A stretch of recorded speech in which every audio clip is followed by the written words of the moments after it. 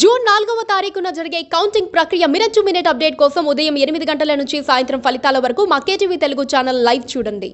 TDP కంచుకోటలో YSRCP జెండా తొలిసారి ఎగరబోతోందా? విజయవాడలో తొలిసారి పాగా వేయబోతోందా? ఈసారి టీడీపీ అడ్డాను వైఎస్ఆర్ కాంగ్రెస్ పార్టీ గెలుచుకోబోతోందా?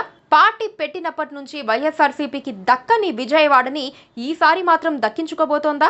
ఫలితాలు ఆ దిశగానే వస్తాయంటున్నారు విశ్లేషకులు.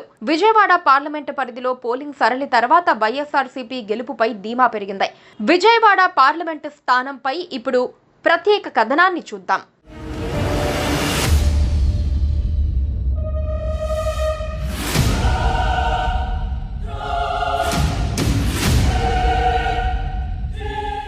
బెజవాడ అడ్డాను దక్కించుకోవడానికి చేసిన ప్రయత్నాలు వైఎస్ఆర్సీపీకి కలిసి వచ్చాయంటున్నారు.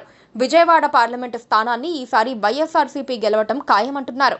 వైఎస్ఆర్ కాంగ్రెస్ పార్టీ పెట్టినప్పటి నుంచి విజయవాడ పార్లమెంట్ని ఏ ఎన్నికలలోనూ గెలుచుకోలేకపోయింది. 2004, 2009 ఎన్నికలలో దివంగత సీఎం వైఎస్ఆర్ హవాతో విజయవాడ పార్లమెంటు స్థానం కాంగ్రెస్ దక్కించుకుంది.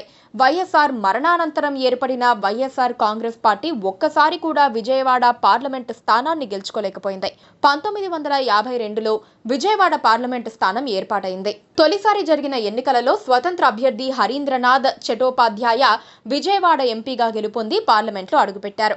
ఆ తర్వాత 1957 నుంచి 80 వరకు జరిగిన ప్రతి ఎన్నికలలోనూ కాంగ్రెస్ పార్టీ గెలుచుకుంది. తెలుగుదేశం ఆవిర్భావం తర్వాత 1984లో జరిగిన ఎన్నికలలో విజయవాడ పార్లమెంటు స్థానాన్ని టీడీపీ గెలుచుకుంది. ఆ ఎన్నికలలో టీడీపీ ఎంపీగా వడ్డే శోభనాధీశ్వరరావు గెలుపొందారు. 1989లో జరిగిన ఎన్నికలలో మళ్లీ కాంగ్రెస్ గెలిచింది. ఆ ఎన్నికలలో కాంగ్రెస్ అభ్యర్థి చెన్నుపాటి విద్య విజయవాడ ఎంపీగా గెలుపొందారు. ఆ తర్వాత మళ్లీ 1991లో జరిగిన ఎన్నికలలో టీడీపీ తరపున పోటీ చేసిన వడ్డే శోభనాధీశ్వరరావు ఎంపీగా గెలుపొందారు. ఆ తర్వాత 1996, 98 ఎన్నికలలో కాంగ్రెస్ తరపున పర్వతనేని ఉపేంద్ర విజయవాడ ఎంపీగా గెలిచారు. 1999లో జరిగిన ఎన్నికలలో మాత్రం మళ్లీ టీడీపీ విజయవాడని దక్కించుకుంది. ఆ ఎన్నికలలో టీడీపీ ఎంపీగా గద్దె రామ్మోహన్ రావు గెలుపొందారు. ఇక ఆ తర్వాత వైఎస్ఆర్ హయాంలో 2004, 2009 వరుసగా 2 ఎన్నికలలోనూ కాంగ్రెస్ పార్టీ విజయవాడ ఎంపీ స్థానాన్ని గెలుచుకుంది. కాంగ్రెస్ పార్టీ తరపున పర్వతనేని ఉపేంద్ర అల్లుడు లగడపాటి రాజగోపాల్ వరుసగా 2 సార్లు విజయవాడకి ఎంపీగా ఉన్నారు. వైఎస్ఆర్సీపీ ఆవిర్భావం తర్వాత జరిగిన 2014 ఎన్నికలలో విజయవాడ పార్లమెంట్ని టీడీపీ గెలుచుకుంది. ఆ ఎన్నికలలో టీడీపీ అభ్యర్థి కేశినేని నానికి 5,92,696 ఓట్లు రాగా వైఎస్ఆర్సీపీ అభ్యర్థి కోనేరు రాజేంద్ర ప్రసాద్కి 5,17,834 ఓట్లు వచ్చాయి. 2019 ఎన్నికలలో రాష్ట్ర వ్యాప్తంగా వైఎస్ఆర్సీపీ హవా నడిచింది. ఏకంగా రికార్డు స్థాయిలో 151 అసెంబ్లీ స్థానాలు, 22 పార్లమెంటు స్థానాలను వైఎస్ఆర్సీపీ గెలుచుకుంది. కానీ విజయవాడ ఎంపీ స్థానం మాత్రం వైఎస్ఆర్సీపీకి దక్కలేదు. ఆ ఎన్నికలలో టీడీపీ తరపున పోటీ చేసిన కేశినేని నానికి 5,75,498 ఓట్లు పోలవ్వగా 45.04% ఓట్లు వచ్చాయి. వైఎస్ఆర్సీపీ తరపున బరిలోకి దిగిన పొట్లూరి వరప్రసాద్ చివరి వరకు గట్టి పోటీనే ఇస్తూ 6,66,772 ఓట్లు దక్కించుకున్నారు.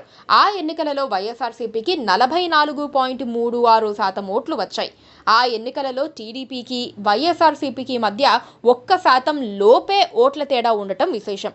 టీడీపీ అభ్యర్థి వైఎస్ఆర్సీపీపై కేవలం 8,726 ఓట్లతోనే గెలిచారు.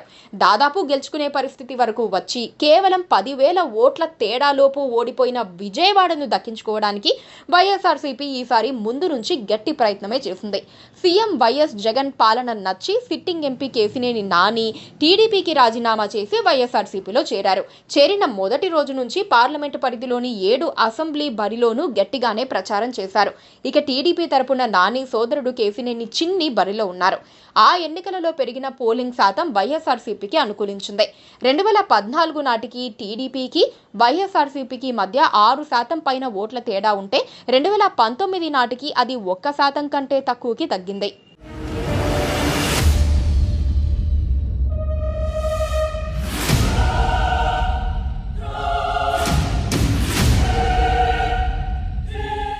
ఈసారి పోలింగ్ శాతం 79.36% నమోదైంది. అంటే గడిచిన ఎన్నికలతో పోలిస్తే ఈసారి దాదాపుగా 1% వరకు పోలింగ్ పెరిగింది.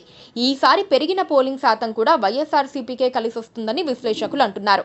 2014 ఎన్నికలతో పోలిస్తే విజయవాడ పార్లమెంటు పరిధిలోని విజయవాడ సెంట్రల్ నియోజకవర్గంలో దాదాపు 7% పోలింగ్ పెరగటం విశేషం. సంక్షేమ పథకాలు అర్హులందరికీ అందటం వల్లే పోలింగ్ పెరిగిందని భావిస్తున్నారు.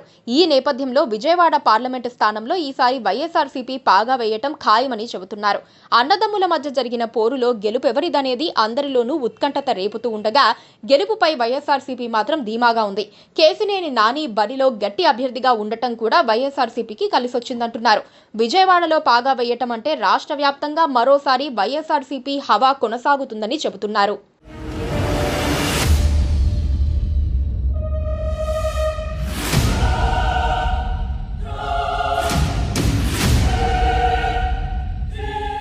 Please subscribe